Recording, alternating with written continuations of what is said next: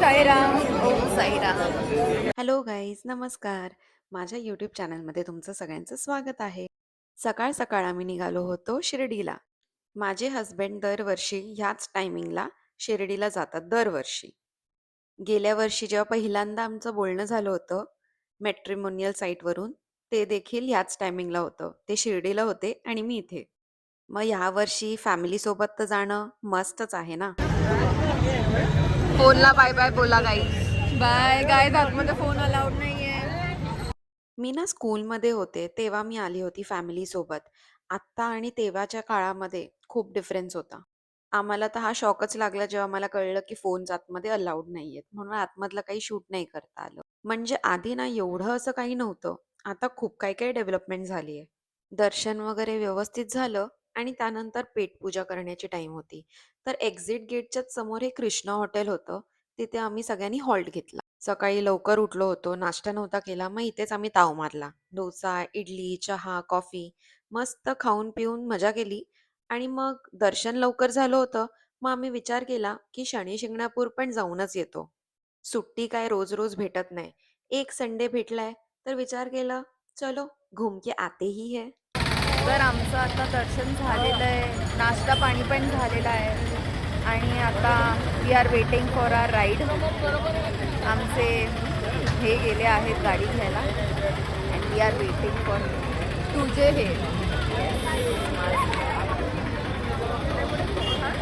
Kudos to my husband. बिचारे सकाळपासून गाडी चालवत होते आणि हे बघा आम्ही दोघं. आम्ही लिटरली फक्त खात होतो आणि झोपत होतो. एवढी झोप कशी घसरली होती ते आम्हाला कळलंच नाही. झोपत झोपत आम्ही पोचलो शनी शिंगणापूरला.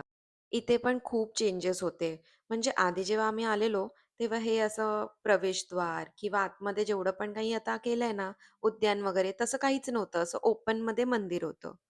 आणि इथे बाहेर आम्ही ज्या काकांकडनं ते सगळं पूजेचं थाळ घेतलं होतं, त्यांनी आम्हाला बऱ्यापैकी समजावून सांगितलेलं, की कुठे काय-काय आहे. तसं सेल्फ एक्सप्लेनेटरी आहे, कारण का इथे ते सायन्स वगैरे दिलेले आहेत, की कुठे हार चढवायचा आहे, कुठे नारळ द्यायचा आहे, कुठे तेल विसर्जन करायचं आहे. So it was self explanatory. आजूबाजूचा मंदिराचा परिसर पण स्वच्छ आणि मस्त होता. लहानपणी शनी शिंगणापूरची ओळख म्हणजे काय माहितीये का? की तिथे असलेल्या कुठच्याही घरांना टाळं, कुलूप, दार नसायचं. हे म्हणजे शनी शिंगणापूर. असं बोलतात, की तिथे शनिदेवांची एवढी कृपादृष्टी आहे, की कधीही चोरी किंवा असं काही वाईट काम होतच नाही. त्यामुळे लोकं तिथे बिनधास्त विदाऊट लॉक आणि डोअर्सचे राहतात. मला आत्ताचं काही माहीत नाही, कारण का मी काही बघितलं नाही तसं. पण जर अजून पण तसं फॉलो होत असेल, तर मला कॉमेंटमध्ये सांगा. आम्हाला वाटलं संडे असल्यामुळे आम्हाला प्रचंड गर्दी भेटेल, पण नाही.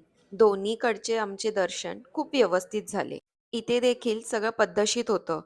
प्रॉपर लाईन्स होते. त्यामुळे असं काही गडबड अशी झाली नाही. तेल अभिषेक सारखा चालू असला देखील तरीही तिकडे अजिबात असं चिकट वगैरे तुम्हाला भेटणार नाही. परिसर तसा स्वच्छ होता. पण तुम्हाला हा प्रश्न येतच असेल ना, की पूर्ण आजूबाजूचं परिसर एवढं छान केलंय, तर देव असे उघड्या आकाशावरती का? तर त्या गावकऱ्यांचं असं म्हणणं होतं यावर, की जेव्हा ही मूर्ती स्वतः प्रकट झाली होती, तेव्हा गावकऱ्यांनी त्याच्यावरती छप्पर बांधण्याचा प्रयत्न केला होता.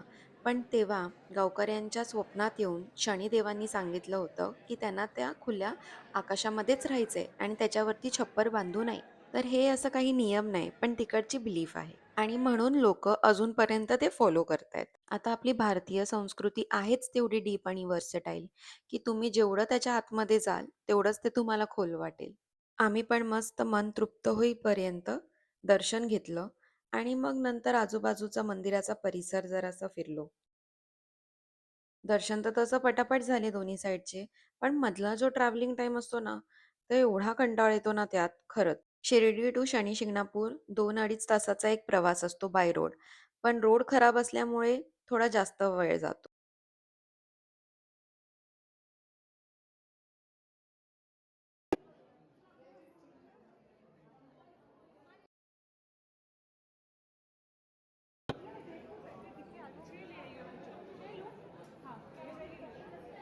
हाय कृतिका, आपण आता काय घेतोय?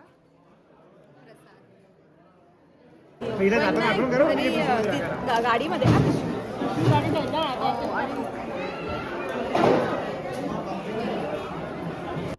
त्यानंतर मग आम्ही प्रसाद घेतला आणि मग घरी जायला निघालो. हे ना जबरदस्तीवालं फोटोशूट चालू होतं हां माझं. बिचारे ॲक्चुअली ते ड्राईव्ह करून करून कंटाळले होते. आम्ही होतो ना, तर तिथे मस्त लहान पोरांची सहल आली होती. तेव्हा हे गाणं आठवलं. सहलीला जायचं, जायचं सहलीला. जे आम्ही सकाळी नाश्ता केला होता ना, त्याच्या आधीमध्ये आम्ही काहीच नव्हतं खाल्लं. मग थोडं पेटूला खुश करण्यासाठी नारळ पाणी प्यायला आणि तिथून निघता निघता 4:30 तर झालेच होते. मग मध्ये आम्हाला ना एक असंच रेग्युलर असं धाबा स्टाईल हॉटेल भेटलं.